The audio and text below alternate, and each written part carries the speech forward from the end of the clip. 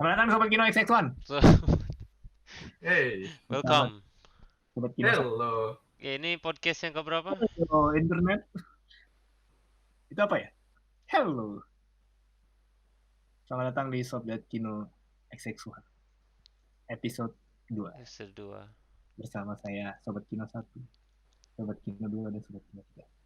Halo. Halo guys, Halo. gimana minggu ini? Sehat? Lancar? Sehat dan lancar. Alhamdulillah ya. Ya, oke.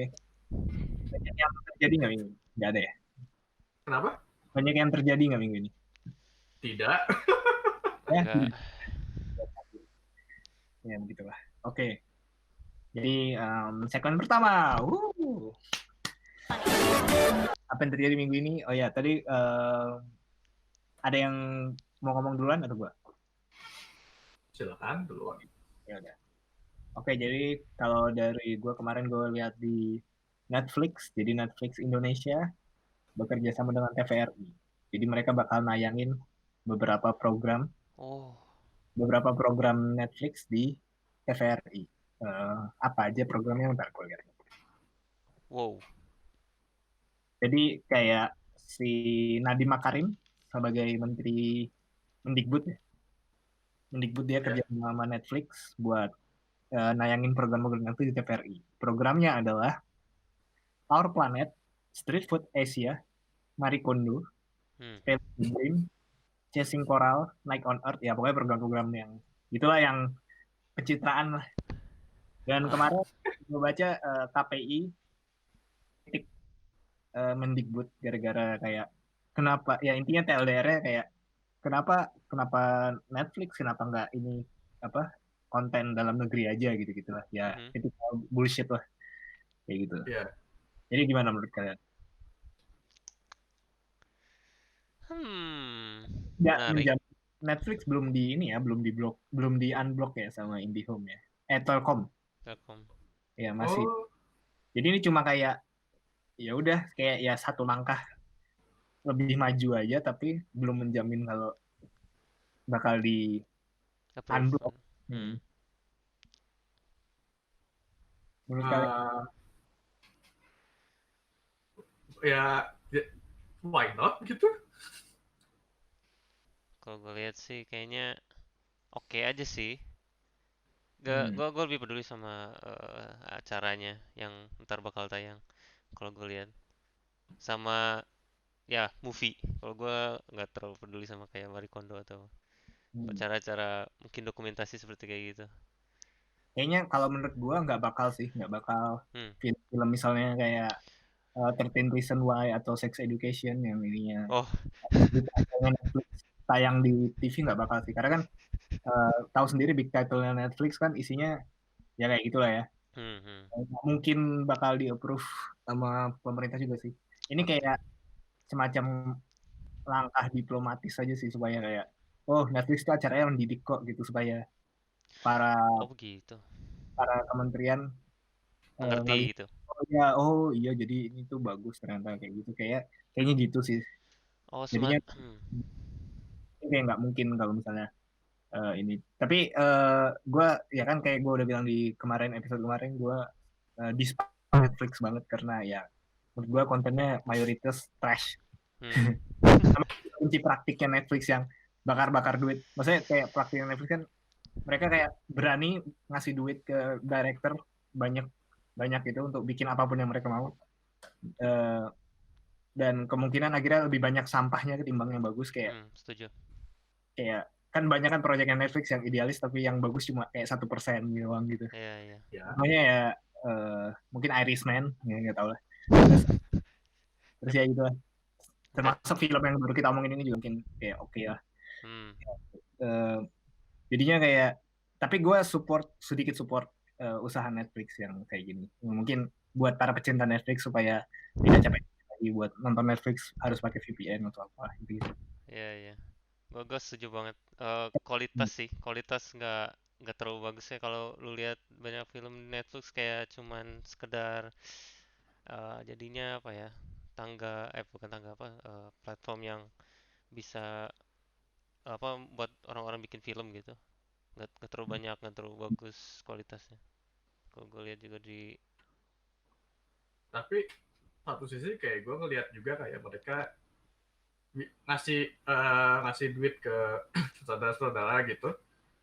Mereka lebih mentingin kuantitasnya juga gara-gara mereka pengen, sebagai perusahaan tuh mereka pengen, oh film yang ini buat orang-orang yang kayak gini, film yang ini buat orang-orang kayak gini, film buat orang-orang kayak gini gitu. Kayak gue nggak suka, kayak gue banyak film jeleknya Netflix gitu, tapi kebanyakan film Netflix itu juga ada yang orang nonton buat nonton film beneran atau buat kayak cuman binge watching doang gitu. Jadi kayak gue ngelihat kayak misalnya filmnya Adam Sandler di Netflix tuh either Uncut Gems atau Ridiculous 8 gitu. Yang emang menurut gue emang udah buat dua audiens yang berbeda gitu. Jadi gue ngelihatnya lebih ke arah situ dari perspektif mereka cari viewer gitu. Ya, satu hal yang positif dari Netflix itu kan platformnya kan, kemudahan menggunakan platformnya kayak di binge watching. Karena emang platformnya emang didesain dengan sangat bagus sekali, jadi kita kayak mudah makainya. Cuma sayang ya kontennya, kalau kalian sendiri ada tontonan nggak sih di Netflix? Kayak ada. Lu apa? Gue yang gue tonton di Netflix itu sebenarnya film-film lama yang kebetulan mereka masukin ke platformnya mereka gitu. Kayak jadi nggak yang original mereka ya? Kalau yang original mereka? Gue yang original kalau misalnya ada temen gue rekomendasi, Nus nonton kayak misalnya kemarin nonton ini Dolomite Is My Name gitu, wah bagus gitu. Atau misalnya saat temen gue misalnya ada yang rekomendasi something kayak misalnya yang kemarin baru acara Netflix yang kemarin baru viral kan Tiger King, gue nonton juga cukup fascinating gitu, cukup luar biasa gitu. Ya gue kalau original Netflixnya gue cuma nonton, gue hampir nggak pernah nonton filmnya, tapi gue nonton dokumenter. Kalau film gue nonton film-film lama kayak misalnya gue jadi mulai binge watching film-filmnya Monty Python, film-film Monty Python, atau misalnya film-film lama, film-film Edgar Wright yang lama-lama kayak misalnya Hot Fuzz, gue lupa Shaun of the Dead gitu-gitulah. Tapi ya kalau film originalnya nunggu rekomendasi baru gue nonton. Kalau lu? Ya, kalau gue sebenarnya gue nggak tahu, gue punya semacam filter. Contohnya waktu itu kayak gue lihat El Camino itu gue gak mau nonton sama sekali, gak tahu kenapa. Mungkin gara-gara nggak tahu, gue udah ada feeling kalau kayak film-film kayak gitu. Nah itu gue begituin. Banyak banget lagi, gak cuman itu doang, kayak beberapa produksi Netflix yang gue lupa namanya karena banyak banget. Tapi gue sama sekali nggak tertarik nonton. Kecuali beberapa series TV yang gue peduli gara-gara castingnya doang. Gue kayak misalnya Better Call Saul ataupun banyak sih. Ya gitulah, pokoknya intinya gara-gara produksinya sih gue lebih egois kalau nonton entertainment gitu. Iya. Ya gue juga kayak kalau yang original Netflix, kalau yang gue suka pasti antara itu nggak ada yang nonton atau di cancel di Netflix yang bener. Jadi kayak Haunting of Hill House itu kayak seriesnya original Netflix horror gitu, itu bagus banget. Kayak dia lebih karakter study gitu sih. Tapi emang filmnya lama banget dan karakter study, jadi kayak orang itu bakal bosan nontonnya. Tapi itu bagus dan itu nggak dikit yang nonton anjir, dan resepsinya kayak ya itu bagus tapi kayak yang nonton dikit gitu. Jadi kayak ya udah. Terus ada dulu American Vandal itu juga di cancel. Jangan yang laku ya emang yang trash mungkin kalau kalian pernah dengar kayak 13 Reasons Why, terus Money Heist. Oh my god, Money Heist. Money Heist gue belum nonton. Gue nonton gara-gara di satu sisi temen gue, satu sisi kayak ngapain anjir gitu. Terus tapi kembaran gue rekomendasi gitu, jadi kayak split gitu, terus kayak gue males nontonnya jadi. Gue udah nonton satu season doang, terus pas masuk season 2 kayak tone-nya beda banget, dan Netflix itu dramanya emang dia kan target audiensnya yang teenager banget ya. Jadi kayak drama-drama yang ya Riverdale gitu banget lah, yang gue jelasin ya pokoknya gitu. Jadi kayak gue langsung turn off sendiri, langsung gak gue lanjutin. Apa ya, Selain- Ya, tapi kayak teen kita drama sebagai gitu. kita sebagai anak muda juga nontonin High School Musical sama Glee gitu. Beda High School Musical. Kalau Glee, nonton ya. Historical ya, High School High Musical. School- Gue sebenarnya gue lupa sih Glee atau High School Musical itu bagus apa enggak, gue lupa sih sebenarnya. High School Musical jangan samakan High School Musical dengan Glee. Oh ya, sama Netflix kan dia kayak masih ngarepin Stranger Things banget karena kayak sejauh ini emang cuma Stranger Things doang yang title yang beneran ngeledak banget sampai audiens di luar Netflix tuh peduli gitu. Mereka belum berhasil bikin hits yang sejauh ini tuh title original mereka tuh cuma buat ya penggemar Netflix doang, orang-orang yang nggak peduli sama ya ibaratnya kayak video game company yang title-nya sukses di luar gamer gitu lah. Cuma Stranger Things doang yang sukses. Kalau yang lain kan kayak lu bilang kayak lu nonton Netflix ya buat nonton apa film-film jadul yang bukan bikinan Netflix kan? Ya, buat ngejar gue buat ngejar. Buat ngejar ketertinggalan lah. Iya ya. Nah itu kan jadi Netflix tuh kayak masih sama nonton ini apa kartun Jepang. Gitu. Ya, anime masuk ya. Oh ya, terus kan ada di Netflix itu dokumenter tentang anime. Emang ada? Ada, ini gue ceritain dulu. Jadi ada dokumenter tentang anime. Dan itu isinya sampah banget. Jadi dia isinya cuma buat promosi anime-anime original.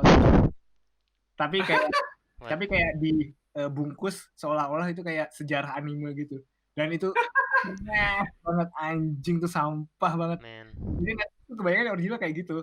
Kayak kalau judulnya apa? Entar, gue lupa. Judulnya, ntar kalau lu ada waktu tonton aja.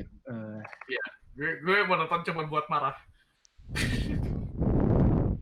Enter the Anime. Apa? Enter the Anime. What the fuck? Jadi kayak si host kan dia ada kayak pakai host gitu. Oh my god. Dia datang ke Jepang terus kayak dia bahkan nggak nge-mention tokoh-tokoh kayak Osamu Tezuka atau Hayao Miyazaki karena mereka nggak punya IP itu. Mereka bahkan kayak itu kayak yang anjing surface level, bahkan nggak surface level anime, anjing surface level yang gimana ya, kayak sampul banget lo nonton sendiri kayak gitu. Terselubung banget advertising, terselubung dalam dokumentasi. Nggak. Mau bilang advertising nggak juga, soalnya itu eksklusif Netflix kan? Iya. Marketingnya itu emang kayak ini dokumenter tentang jelasin anime gitu kayak apa gitu. Ya. Jadi ya. Kan, tapi akhirnya yang diinterview ya karakternya IP-nya Netflix yang original gitu. Tapi ada Evangelion karena waktu itu Eva udah masuk Netflix. Ya udah masuk dan Netflix sudah punya rights buat distribute-nya. Ya, kalau tapi juga ngebahas Eva itu juga surface level banget anjing nggak yang cuma kayak aja tuh Chris banget kan harus. Tadi gue mau ngomong kalau misalnya soal Miyazaki dia emang gak suka Netflix jadi gue gak expect. tapi Studio Ghibli udah masuk Netflix. Oh udah. Walaupun belum. Itu kan Hayao Miyazaki sekarang kan jadi Grumpy Old Man gitu kan. Ya oke, jadi kembali ke topik yang Netflix Indonesia tadi. Gue support perkembangannya, tapi gue kayak cringe sama politiknya yang kayak Netflix ini isinya tayangan mendidik loh, kayak gitu-gitu kayak gue cringe sama itu sih kayak. Ya paling ada deal-dealan marketing sama Asin Adib juga paling. Iya makanya kayak fuck off man. Kayak gitu. Sama gue nggak ngerti sama strateginya juga sih untuk kasih tahu kalau ke masyarakat kalau Netflix itu kayak edukasi ya, who cares? Gue nggak ngerti kenapa mereka edukasi terus gandengan Netflix gitu dan bukan kayak Discovery Channel gitu. Kenapa edukasi? Kenapa dikasih Netflix gitu? Itu bingung sih. Ya, to be fair Netflix banyak dokumenter, cuman kan banyak yang jauh lebih fokus lah gitu. Ya udah pendidikan aja mereka kayak Discovery gitu misalnya. Yang menarik kan ini gue bacain ini ya, programnya ini yang tadi yang gue sebutin bakal tayang di TVRI itu Mulai hari ini tanggal 20 Juni. Oh, live. Tapi jam 9:30 malam. Oke. Tapi diulang hari Rabu dan hari Minggu jam 9 pagi.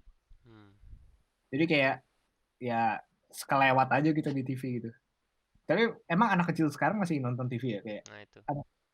Kalau lu jadi anak SD dan ada program kayak gini, lu bakal nonton nggak?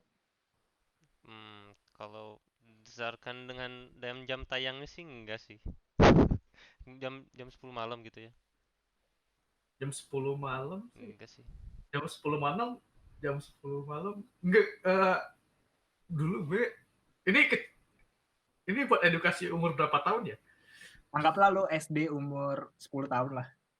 Enggak. Atau 12 tahun. Enggak. Kayak bahkan jam 9 pagi, kalau yang tayangan ulangnya jam 9 pagi, lu bakal nonton nggak? 9 pagi mungkin nonton kalau misalnya gue lagi WF, kalau misalnya sekarang kan sekolah lagi practically cancelled gitu semuanya gitu. Mungkin gue bakal nonton gitu. Kalau jam 9 pagi. Kalau jam 10 malam enggak. Kalau boleh jujur, gue sebagai anak, gue nggak peduli sih acara-acara kayak gitu. Iya. Kayak Kondo kayak who cares kayak. Gue dulu tipe anak-anak yang suka nonton Discovery Channel pasti gue nonton. Kalau misalnya kayak jam 9 pagi gitu. Ya. Tapi gue biasa juga kalau gini kayak ya udah nonton sekilas aja misalnya sambil makan, saya itu lanjutin PS atau enggak misalnya kayak misalnya disuruh orang tua gitu. Oh, orang tua lu nyuruh nonton acara kayak gini? Dokumen kayak Discovery gitu sih gue dulu sering di. Orang tua lu ini ya. Atau National Geographic gitu-gitu lah. Orang tua lu ini ya, Nadiem Makarim. Enggak, orang tua gue tidur. Oh, gitu. Tapi kalau pagi-pagi, cuman kalau malam-malam jadi dulu diajak nonton Smackdown sama Fear Factor jadi ya. Smackdown. Nah, itu gue banget tuh. Gue nggak boleh, malah dilarang orang tua gue. Gue dulu lah TV, gue diajak bokap gue nonton Smackdown gitu. Wah, beruntung sekali. Speaking of pro wrestling, gue nggak ngerti. Lo jerocos aja. Ini cuma gue doang. Ini cuma gue doang yang ngerti. Jadi kayak gue cuma sharing aja. Ini jadi kayak di British lagi di Twitter lagi ada movement speaking out gitu, orang-orang yang di sexual harass sama para pro wrestler gitu. Jadi kayak dan kayak ada list nama-nama pegulat dari British dan hampir semuanya kena, dan itu kayak udah 95% pegulat di British akibat kasus sexual abuse. Jadi hampir semuanya di cancel gitu anjir, terus kayak what the fuck, ini semua pegulat yang gue tonton semuanya di cancel anjir, semuanya fuckboy anjing, what the fuck. Jadi gue kayak sedih, ini dark days banget gue kayak nggak bisa gitu orang ya udah gitu nggak berbuat kejahatan seksual gitu. Terima kasih.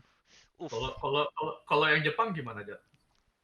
Kalau yang Jepang mungkin karena mereka nggak main sosial media kali ya, jadi kayak jauh ini mereka public kan. Kalau Jepang kan lu mungkin udah tahu sendiri kan kultur selebritinya gimana, mereka kayak jaga private life banget. Iya. Jadi enggak ini. Ngomong Jepang dan kejahatan seksual. Oke. Di Netflix gue juga nonton dokumenter soal ini, soal idol group group Jepang gitu. Apa tuh? Oh shit. Judulnya Tokyo Idols gitu. Oke, gue tahu ya, dulu pernah teman kantor gue di kantor sebelumnya pernah nonton juga. Itu banyak sugar coatingnya menurut gue. Tapi ada hint-hint kecil-kecil saat mereka wawancara manajemen salah satu idol group terbesar di Jepang gitu, terus kayak cukup insightful. Dan yang ya lanjut. Yang apa lanjut? Lo dulu aja. Oke. Dan dokumenter kayak gini bagus tapi kayak nggak dilanjutin gitu ya. Apanya? Seriesnya. Emang tuh series? Film kali itu? Oh, film, bukan series. Satu jam 28 menit. Oke. Itu cuman film satu doang gitu. Oh, Gue ngeliatnya kayak dia nggak mau terlalu lihat sorry. Gue liatnya dia si sutradaranya nggak mau terlalu ngeliatin bobroknya juga gitu. Tapi dia juga ngeliatin kayak ada idol umur 10 tahun apa 12 tahun gitu. Terus gue kayak bingung sendiri gitu. Alright. Terus di wawancara gitu orang tuanya apa? Terus gue bingung banget. Go. Oke, kita langsung masuk. Oke, udah. Nggak enak. Anyway, ayo kita masuk ke segmen review film. Jadi. Yep. Alright, film hari minggu di episode ini kita bakal review Dolomite Is My Name tahun 2019. Dan sebelum review, gue bakal baca sinopsisnya dari sinopsisfilmindia.com. Oke. Di awal tahun 70-an, pria yang bernama Rudy Raymore dalam kurung Eddie Murphy berjuang untuk melalui kehidupan. Gagal untuk dapat mewujudkan impian-impian bintang hiburan yang sangat Rudy Raymore inginkan untuk dirinya sendiri. Sebagai asisten manajer di sebuah toko rekaman di Los Angeles, Rudy Raymore berusaha untuk membuat karir komedi stand-up terjadi.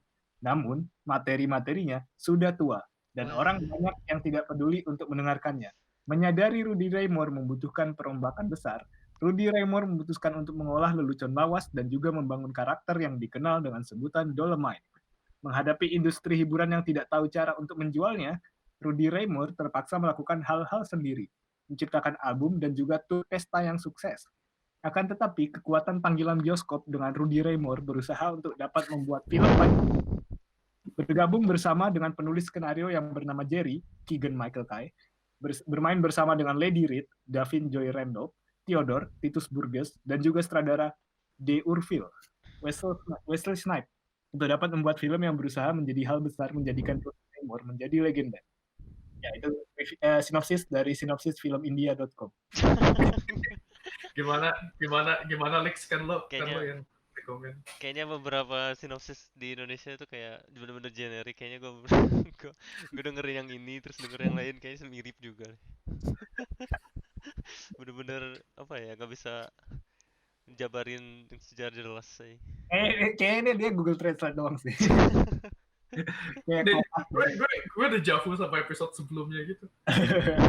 Iya, sama. Dan akan terus begini sampai episode selanjutnya. Cara menulisnya kayaknya mirip-mirip semua aja. Oke. Silakan Sobat Kino nomor 2. Gue nomor 2. Ya. Gue nonton ini tadi dan gue. Lu nonton lagi? Enggak, gue baru nonton. Oh, nonton juga? Iya, baru nonton. Jadi ini udah dari tahun 2019, udah lama sih. Ya, udah lama rilisnya. Terus ya gue merasa apa ya, seneng lah. Soalnya ini movie tentang strugglingnya Rudy Raymore, biografi, dan filmnya positif banget, kesuka. Ini apa ya, film feels good banget lah, bener gak? Menurut kalian gimana? Ya, gue setuju sama feels good-nya. Terus kalau gue pribadi, gue kan kalau film kayak gini tuh gue selalu nontonnya itu blind. Gue nggak lihat trailer, gue nggak baca. Iya, gue juga nggak lihat trailer. Gue nggak baca tentang apa gitu. Jadi kayak gue awalnya nggak tahu kalau ini kayak berdasar orang beneran gitu. Jadi kayak pertengahan film gue mikir, ini tuh kalau Eddie Murphy gagal jadi artis kali ya. Kayak apa? Soalnya kalau lo tahu Eddie Murphy kan dari zaman dulu dia kayak nyoba semua juga kan, stand up comedy. Dia juga sempat bikin album. Dan dia albumnya ya gagal juga sih. Terus dia sutradara film juga. Jadi kayak banyak dia nyobain banyak, jadi kayak gue mikir anjing nih Eddie Murphy kalau gagal kayak gini kali ya. Kayak gitu. Refleksi gitu ya. Terus setelah itu ya gue cari tahu kalau ini real, dan gue juga nonton Dolomite yang tahun 75 habis nonton itu, dan itu nanti gue bahas terakhir. Oke. Buat konteks gue sebenarnya udah tahu ini tuh kayak Ed Wood-nya Black Guy gitu. Black exploitation tuh Rudy Ray Moore tuh the goat lah. Ya, gue baru tahu kemarin-kemarin juga, minggu-minggu kemarin filmnya. Terus wow, Eddie Murphy. Terus ini juga mirip sama ya itu refleksinya Eddie Murphy juga sih, karena pada pas film keluar kayak keadaan Eddie Murphy sendiri udah kayak udah nggak peduli sama Hollywood, udah nggak peduli sama entertainment. Ini di comeback banget. Ya, dan terus ya menarik sih itu dorongan gue buat ngasih tahu buat apa namanya, rekomend film ini gitu sih. Dan ternyata pas gue nonton fun banget, gue merasa fun. Lo gimana? Kalau gue sih kalau gue suka juga. Kalau gue di awal kan gue lihat, kan gue nontonnya di Netflix, terus mau nggak mau gue ngeliat sinopsisnya yang di depan, dan sinopsis 1 kalimat gitu. Terus gue ngeliat ini film autobiografi soal ini Rudy Ray Moore, gue langsung sold gitu. Gue bahkan nggak baca pas nonton di Netflix, gue kayak ya udah langsung play, nggak baca. Terus gue langsung sold gitu. Terus udah gue nonton dulu gitu. Gue nonton terus kayak emang cerita soal struggling artist itu emang gue suka gara-gara kalau soal si Rudy Ray Moore yang di sini.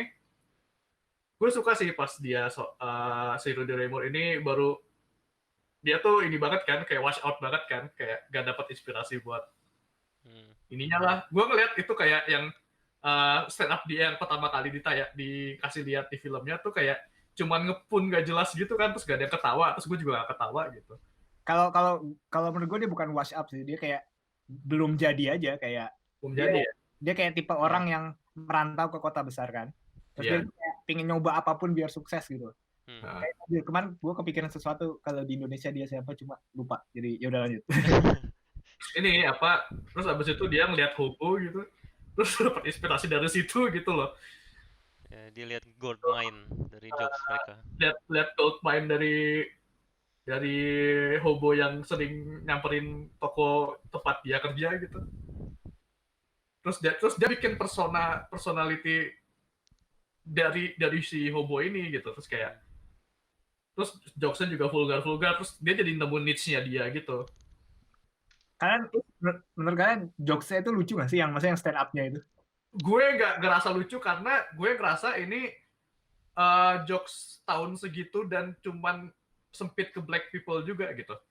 Karena kita dikasih lihat juga pas si Eddie Murphy sama teman-temannya satu geng itu nonton yang white cinema, yang front page, film-film komedi yang kulit putih tuh, mereka tuh malah nggak ngerti mesti ketawa apa enggak gitu.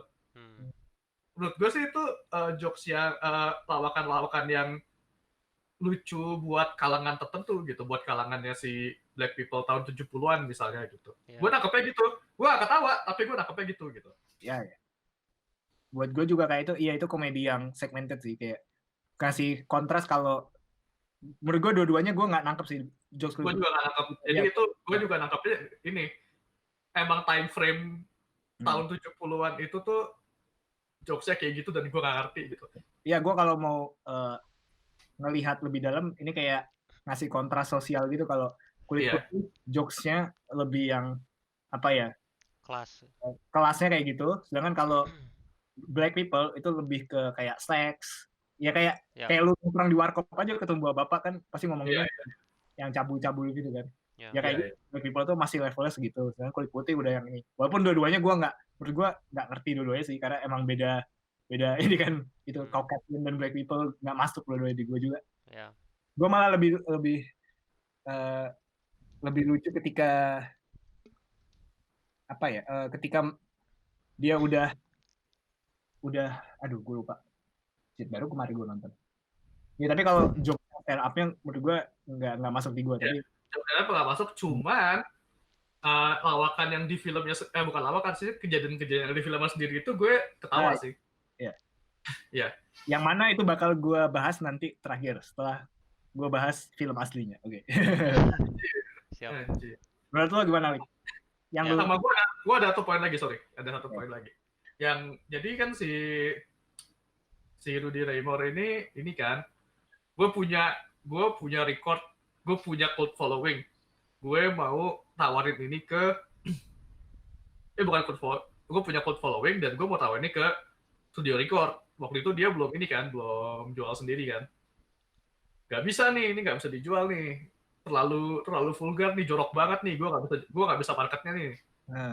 Dia marah, dia jual sendiri kayak dia kayak jual narkoba gitu. Gue mau ini dong gitu, kayak dikasih gitu dari belakang counter gitu. Ini gue ngeliat paralel ini pas gue beli komiknya Kajati di Popcorn 2015. Terselubung dengan to be fair, gue ngeliat paralel ini di teman-teman gue, teman-teman seniman gue juga sih. Kalau emang karyanya dia mereka merasa ini nggak bisa ditayangin nggak bisa dijual ke masyarakat luas, ya mereka jual sendiri ke pasar yang lebih segmented gitu. Menurut gue itu dia pintar di situ sih. Ya, itu DIY. Iya, DIY. Lo gimana? Bagusnya indie ini. Bentar gue los. Yang gimana? Apa yang lo suka dari film ini? Oh, yang gue suka banyak banget yang gue suka. Gue juga nggak suka semua sih, cuman gue bagian yang gue suka itu apa ya, keberuntungannya Rudy aja sih. Sekelilingnya dia tuh orang-orangnya positif gitu ke dia. Terus juga ada beberapa semacam protes. Gue suka konsep protesnya yang dia kasih cap devil itu gara-gara dia benar-benar tahu gitu apa yang dia lakuin gitu. Ini tuh crude humor terus vulgar gitu, dan itu kayak semacam untuk protes untuk ini entertainment gitu di masanya dia. Banyaknya censorship dan segala macam, itu keren sih menurut gua. Tahun 70-an itu. Ya. Oke. Gue juga menarik kayak ngelihat. Gue kebayang ini nggak terlalu berhubungan sama filmnya sih, kayak mereka stand up comedy itu juga bikin album gitu kan. Sampai sekarang di Amerika itu masih kayak gitu. Stand up comedian masih ngerilis album stand up mereka. Sedangkan di Indonesia udah nggak lagi. Padahal dulu zaman-zaman Warkop mereka juga sering rilis album gitu. Iya. Kalau di sini ini jual kaset karena murah. Iya, dulu juga kaset ya. Bentuknya kaset kalau di sini. Kalau vinyl ya susah, mahal.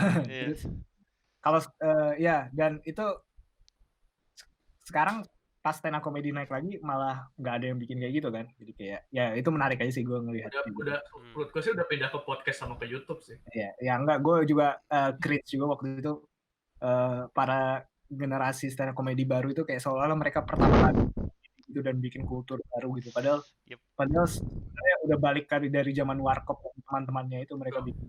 Udah dari tahun 60-an kok. Jadi kayak pas gue nonton film anjing, iya juga ya kalau di Indo malah kayak udah nggak lagi gitu. Sedangkan di Amerika masih kayak sampai sekarang pada bikin album masih. Sayang banget. Kayak gitu sih. Kayak kalau gue nggak mau bahas saya komedi lagi ntar ini. Gitu. Oke, dari casting juga gue ngelihat kayaknya Eddie Murphy dia kayak ngajak teman-teman lamanya juga, jadi kayak dia mungkin bermain di zona nyamannya dia kali ya, ketemu teman-teman. Cuma si Keegan Michael Kay itu kan aktor baru kan, dia kayak beda generasi sama Eddie Murphy gitu. Jadi gue kayak agak sedikit bingung kenapa yang di cast dia gitu. Jadi kayak kurang masuk aja sama Eddie Murphy. Dan untungnya ya yang gue bingung juga pas ngelihat film ini kan dia kayak di billing cast-nya tuh kayak nomor 2 gitu, kayak tokoh penting gitu.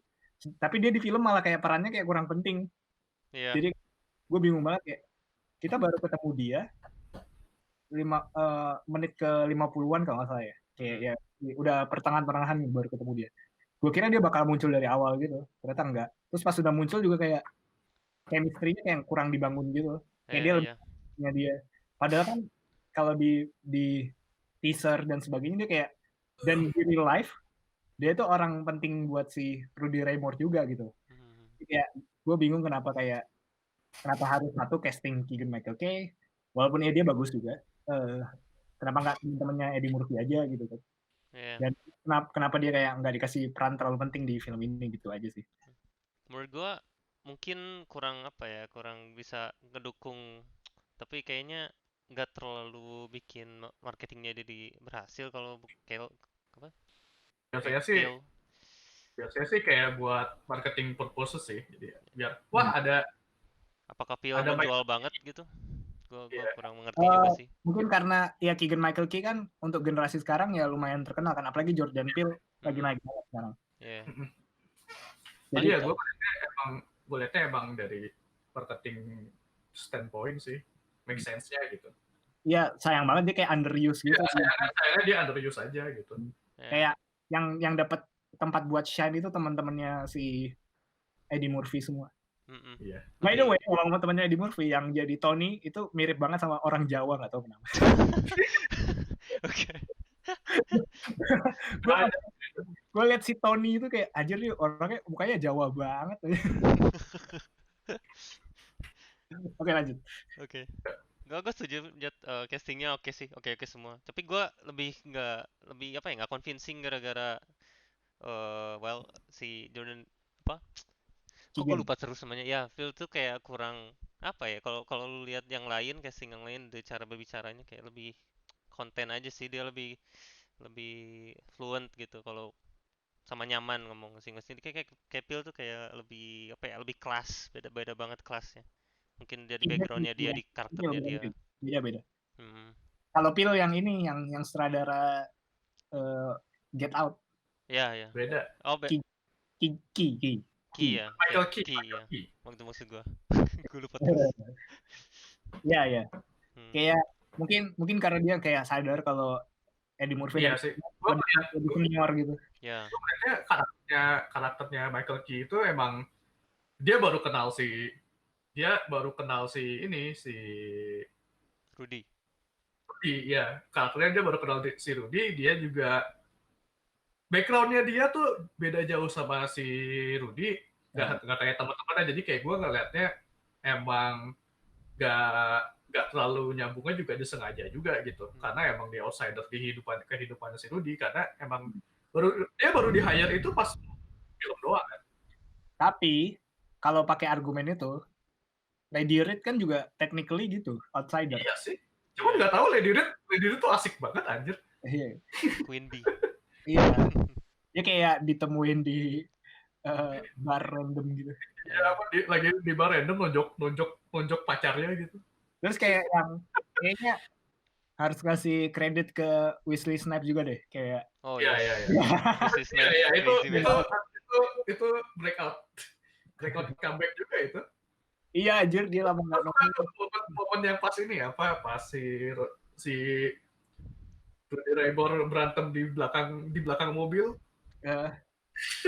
Iya itu kocak. Terus kayak oke nggak gitu, nggak perlu butuh ini nggak, butuh tag lagi nggak, udah nggak perlu gitu. Iya karakter favorit gue juga yang si kameramen itu, yang anak kuliahan itu. Yang anak kuliahnya kurus ya. Iya. By the way, kan ironiknya film ini kayak ngutamain tentang apa black, empowering black banget kan. Tapi sutradaranya white people. Ya. Kok gue nggak lihat ke empowering black sih, gue lebih lihat ini struggle. Iya makanya kayak karakter-karakternya kayak ngomongin gue nggak mau disutradarain apa, nggak mau disuruh black white. Itu kayaknya ada beberapa hintnya ya. Ya itu, tapi gue ngeliatnya juga ke perbedaannya kultur entertainmentnya white sama black pas zaman itu sih. Iya. Sama yang ini yang soal yang ada aktor kulit putih gitu yang spesialisasi jadi musuh di film di black exploitation gitu. Tapi sayangnya apa ya, sebagus-bagusnya ide tentang film ini kayak From Black People for Black People, sayangnya aslinya tidak seperti seindah di film ini gitu. Ya, Nanti gue bahas setelah ini. Oke. apa realitanya ya? Soalnya kan kalau film itu kan emang apa yang mau disampaikan itu kan tergantung pesan yang Iya sih. apa yang ditunjukin di film itu tergantung pesan apa yang mau lo sampaikan.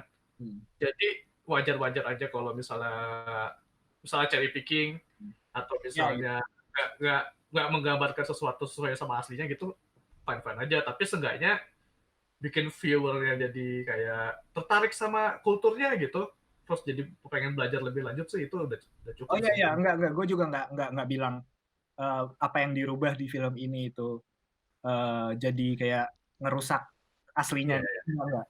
Menurut gue nggak ngerusak, tapi kayak jadi fokus aja, nggak kayak contohnya Bohemian Rhapsody. Oh shit, gak usah inget ke situ ya.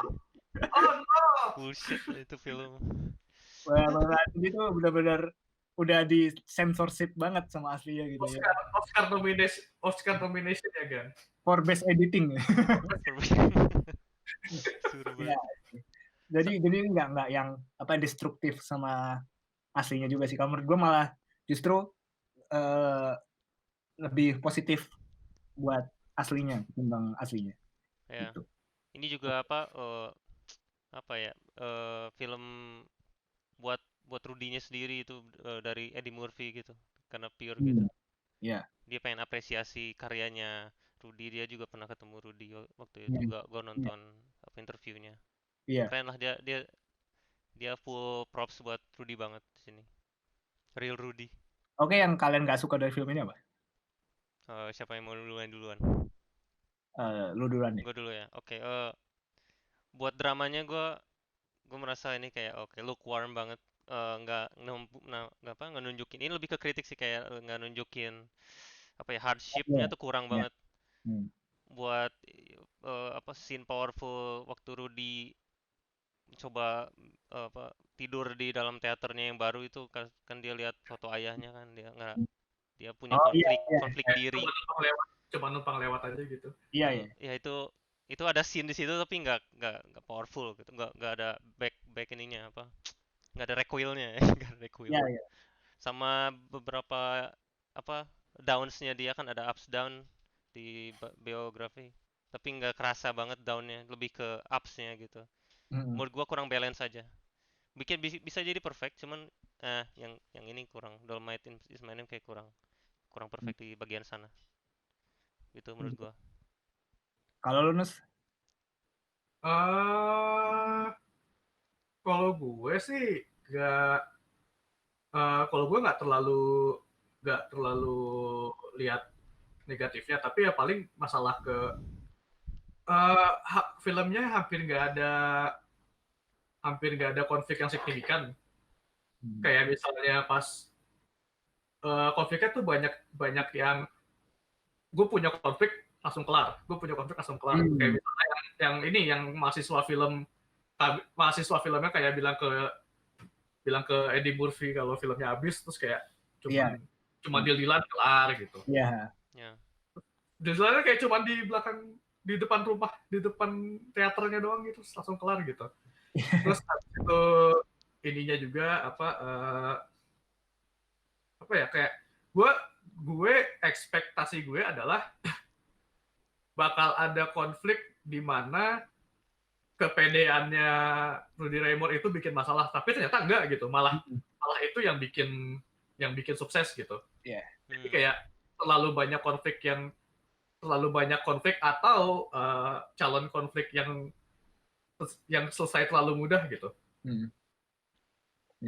Gue juga kurang lebih sama kayak kalian berdua, kayak kita kayak dari awal diceritain kalau hidupnya susah, tapi kita nggak ngerasa itu susah, karena kayak kita nggak ngerasa itu susah. Pas waktu dia miskin aja, dia kayak nggak hidup susah gitu loh, kayak yang dia bisa bayar. Lo ingat gak pas dia minta cerita sama pemulung, dia kayak ngeluarin duit banyak buat bayar itu. Berarti kan dia punya uang buat bayar orang-orang itu kan. Terus dia kayak ada punya bibinya yang suportif buat minjemin duit gitu-gitu. terus dia juga kayak punya kerjaan tetap, ya walaupun jelek tapi tetap kan dapat kerjaan. So itu ya kayak konfliknya tuh undermining film ini banget. Terus kayak dia juga pas udah sepertiga film terakhir tuh udah berharap ya ini mah nggak mungkin happy ending kan, real life gitu kan kayak. Terus gue mikir kayak who am I kidding? Dari tadi kan filmnya nggak ada konflik yang kayak lu bilang signifikan gitu. Bener kayak oh ya udah listrik habis tinggal ambil aja dari depan. Gue kira tuh tetangganya bakal ngapain gitu, bakal nyamperin terus protes, woi apaan nih, terus minta bayaran gitu, atau minta apa kayak kompensasi gitu. Enggak men, nggak dateng men. Oh filmnya nggak bisa tayang, oh ya udah ada sepupunya yang punya bioskop kayak gitu. What? Oke. Gue kayak nggak ada ini, nggak strugglingnya tuh kurang dapat ya. Gue nggak expect yang film yang nelongso banget gitu, enggak, tapi yang kayak sebab akibatnya di balance aja gitu. Ya terus kayak yang disayangkan kayak yang Felix bilang tadi, yang keluarganya tiba-tiba kayak out of nowhere ngeliatin foto bapaknya yang dia benci, dan itu nggak di-build, cuma sekilas aja sebelumnya bapaknya asshole, udah gitu doang.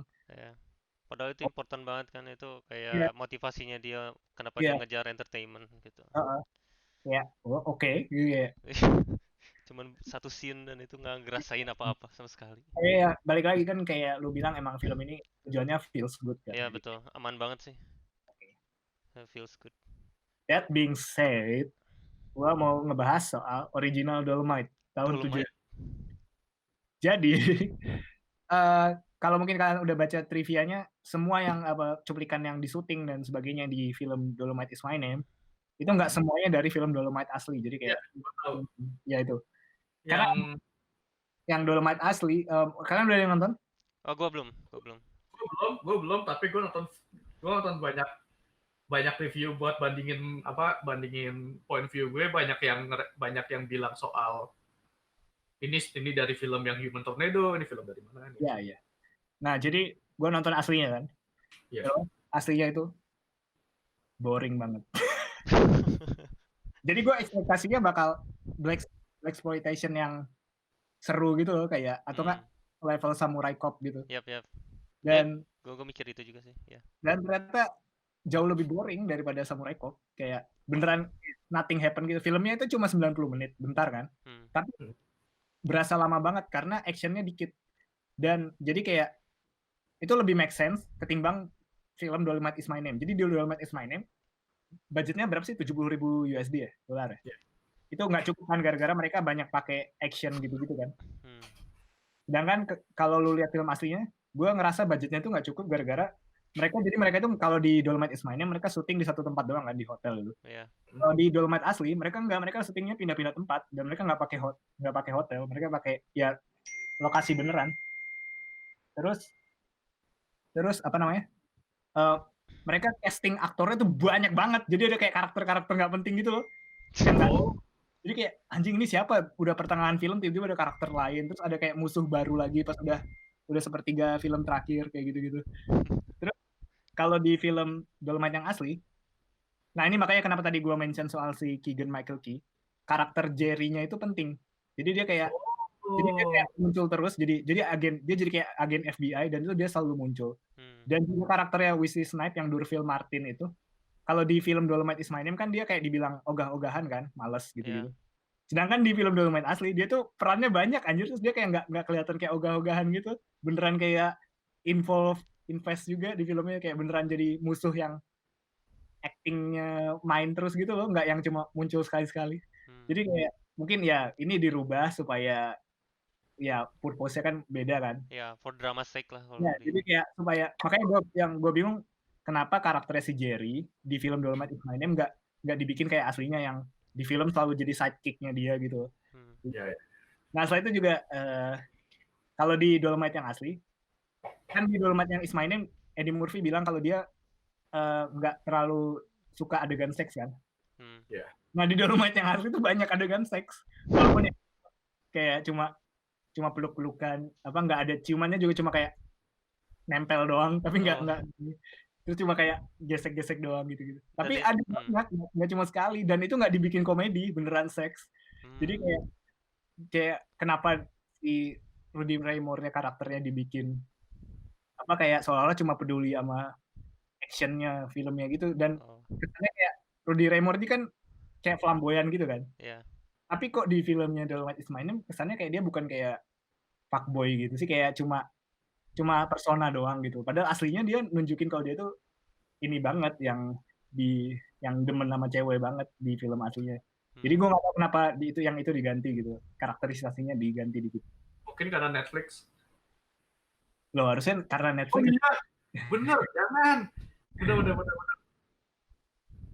Oke, nah, itu bikin gue pikir lagi deh tentang ini sama bagus enggak.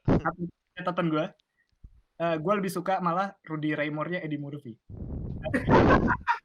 Karena dia lebih flamboyan. Sedangkan kalau lu pernah lihat Rudy Raymore aslinya, dia tuh wajahnya persis kayak Mike Tyson, sangar, badannya keker, dan lu percaya dia tuh kalau dia tuh jago kungfu gitu. Karena dia emang badannya keker dan tinggi gitu loh. Nggak cocok jadi flamboyan sama sekali, nggak cocok jadi pimp. Tapi kalau Rudy Raymore Eddie Murphy itu cocok sama karakter flamboyannya itu, dan kayak jadi kayak gue kayak kan ada itu kan apa in the jungle deep yang gitu-gitu. Itu ada di film Dolomite asli. Iya itu ada di film Dolomite asli. Jadi filmnya itu isinya 50% stand up-nya Dolomite.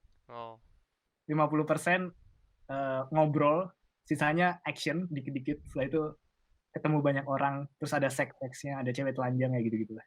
Kalau kalian ingin nonton, gue ya nggak terlalu nyaranin sih, karena emang agak tapi sebenarnya soundtracknya bagus sih, kayak funk jazz tahun 70-an bagus lah gue. Ya itu gue suka. Iya. Interesting take. Menarik. Tapi gue nggak tahu sih sequelnya kayak kan gue lihat ada sequelnya namanya Shaolin Dolomite dan itu gue tertarik. Mungkin memang bukan ini di palet kita aja kali ya, apa komedinya gitu waktu tahun 70-an.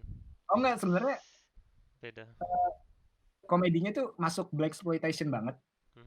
Dan sebenarnya cocok aja sama gue karena kan gue suka nonton film kult 80-an juga kan.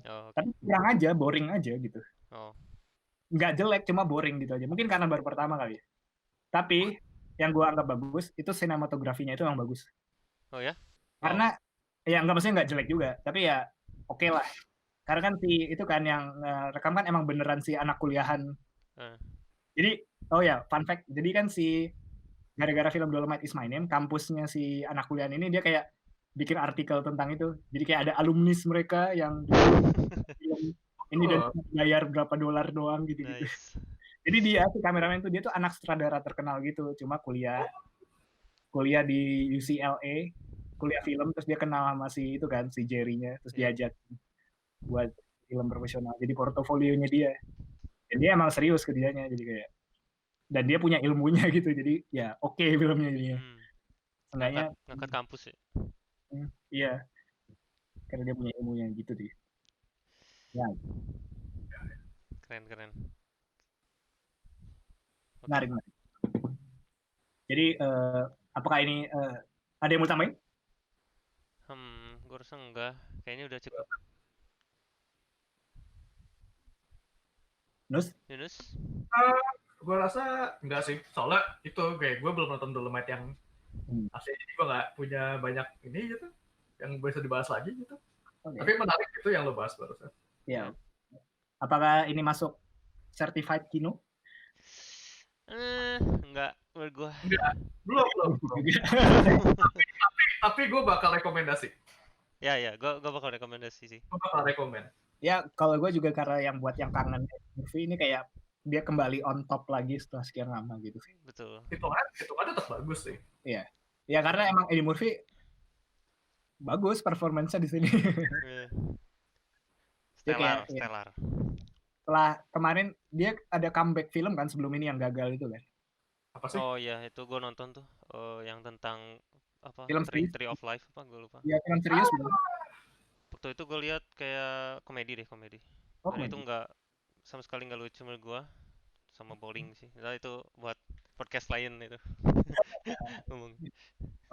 Kalian bakal nonton film ini lagi nggak? Misalnya dalam suatu saat. Kalau diajak ya. Oke. Kalau gue enggak. Ya. udah cukup. Iya, gara-gara gue suka performance-nya di Murphy. Kalau gue mending nonton Norbit. Oke.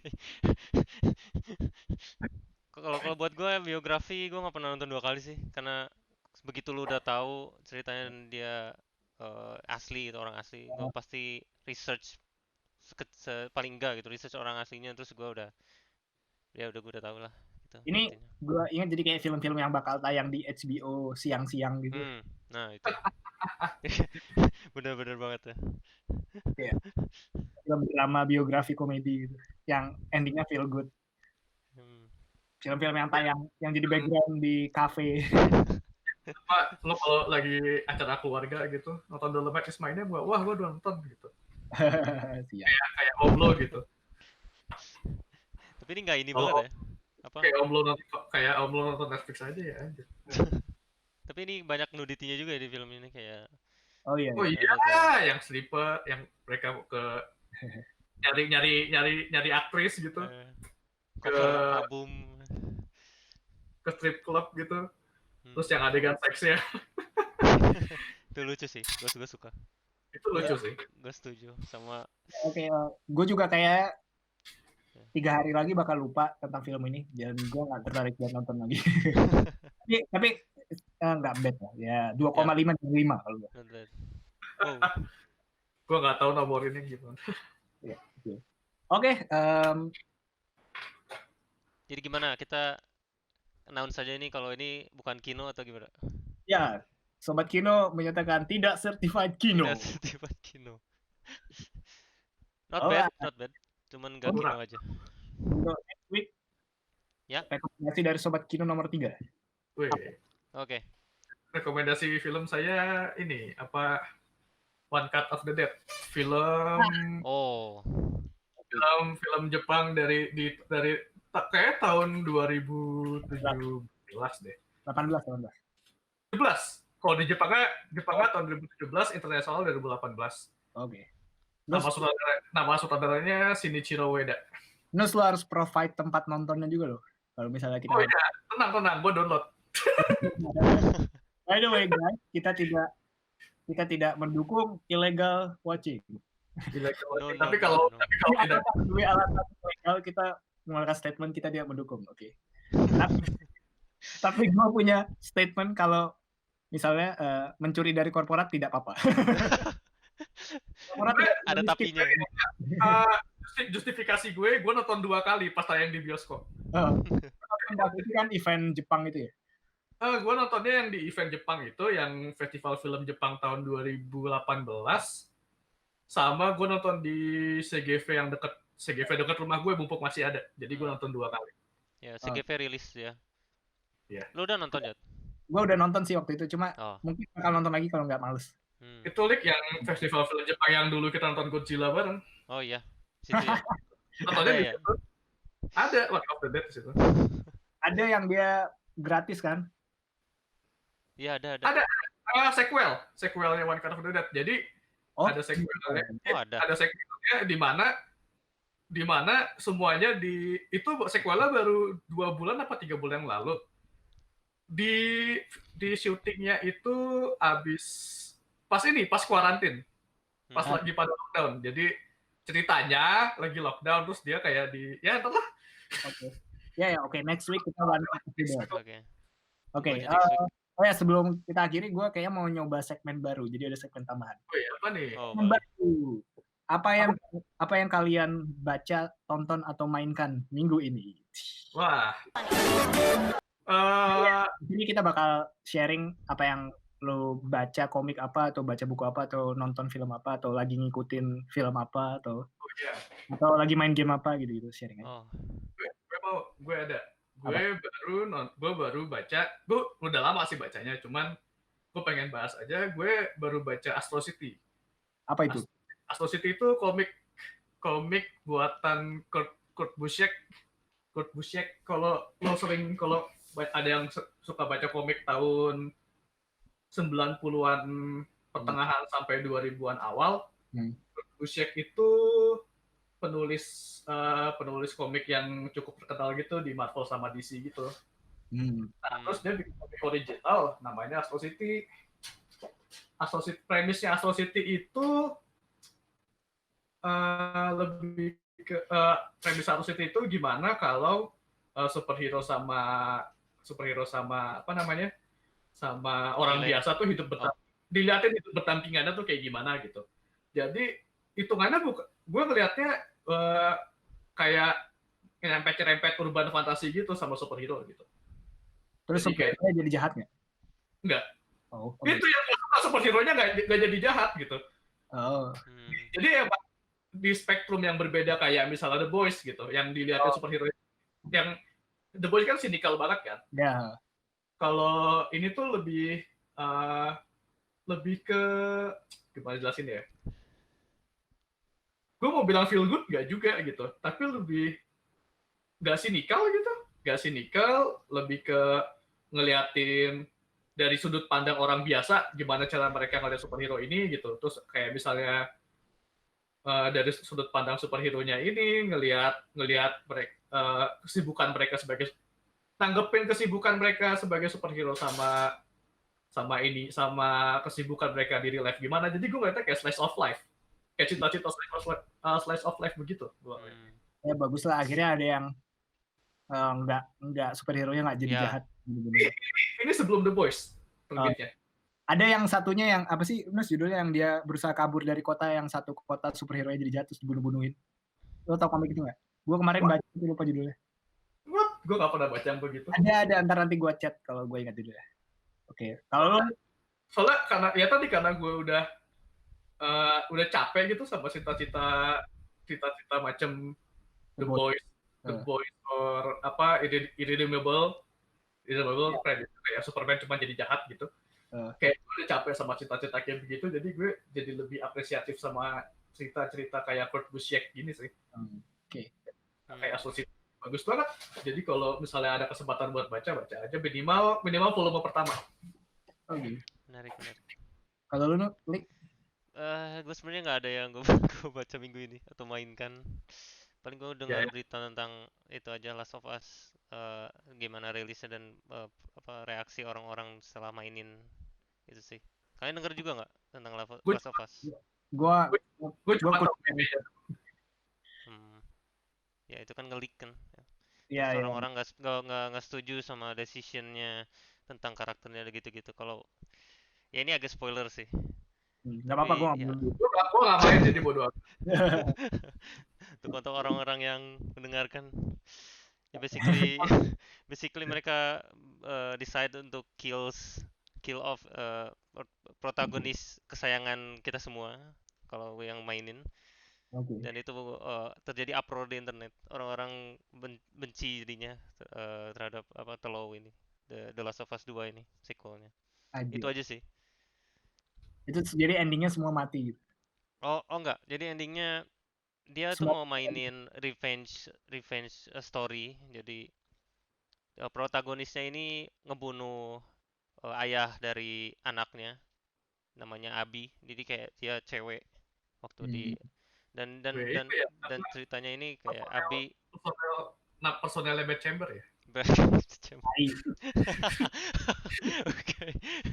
Jadi Abby ini awal-awal 2 jam awal-awal dia ngebunuh protagonisnya dan temennya, namanya siapa ya, gue lupa, temen cowok ini dia menyatakan revenge gitu, dia pengen bunuh si Abi ini, dan akhirnya ngejadi gara-gara ya dia nggak mau sama kayak Abi gitulah, ngerti kan, revenge, dia nggak mau si cycle ini terjadi lagi gitu.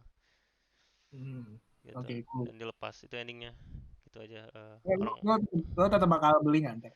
Enggak. Gue nggak mainin yang pertama, gue nggak mainin yang ini juga, nggak bakal. Karena ya itu, gue kurang suka sih sama cerita zombie yang di sini.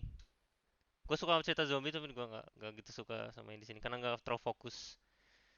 Wah, lo suka cerita zombie jadi lo bakal suka One Cut of the Dead. Wow, itu buat next podcast. Gue sebenarnya agak ya gitulah, entarlah gitu tuh. Alright. Kalau Jat, lu belum? Gua nggak main game apapun atau lagi mau nonton baca apa gitu? Series apa ya? Aduh, gue lupa gue mau nonton series apa, tapi karena gue sekarang ingat memori gue kayak ikan mas koki, jadi gue atau nonton video YouTube yang lo menarik gitu? Oh, banyak sih kalau YouTube. Oke, jadi kalau gue sekarang lebih kayak gue lebih banyak ngulik musik sekarang. Musician. Iya, gue jadi kayak banyak dengerin nyari album-album yang random gitu, karena gue nyari yang beneran yang drumnya keren aja gitu dari berbagai genre gitu. Mulai dari genre apa? Macam-macam sih, dari jazz gitu-gitu, kayak yang kayak Art Blakey gitu-gitu, yang pokoknya yang keren nih drumnya, gue coba ngulik-ngulik gitu, karena kayak gue pengen gue kayak bosen di dunia gambar gitu, kayak gue pengen lebih ke musik lagi untuk sementara gitu, karena gue bosen aja gitu di dunia gambar, kayak pengen yang musik aja, karena kan gue juga cukup passionate dengan musiknya gitu lah. Yes. Tapi kemarin tuh gue pengen nonton series sesuatu, cuma gue lupa ya, karena kayak gue bilang gue sekarang kayak ikan mas koki gitu. Gue 30 detik doang, so itu kalau gue catat gue bilang ya gitu deh. Oke. Terima kasih teman-teman sudah bergabung di episode kali ini. Terima kasih. Sampai jumpa di episode berikutnya, kita bahas One Cut of the Dead. Oke. See you guys. Bye. Bye.